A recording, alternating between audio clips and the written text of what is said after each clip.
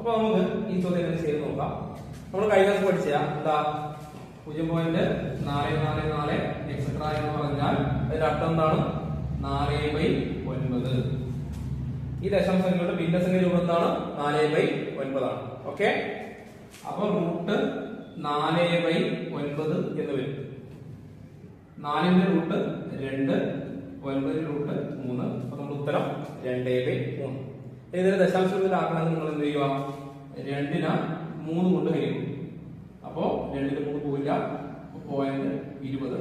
20ല് 6 പ്രാവശ്യം 18, ബാക്കി 2. 20ല് 6 പ്രാവശ്യം 18, ബാക്കി 2. ഇത് പോയിക്കൊണ്ടേയിരിക്കും.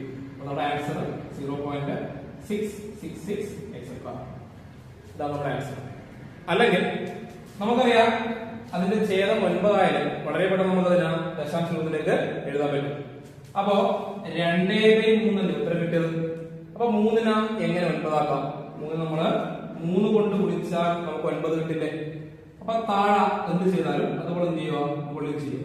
അപ്പൊ ഉത്തരം 6/9 എന്ന് വരും. ഓക്കെ, 6/9 എന്ന് പറഞ്ഞാല് 0.666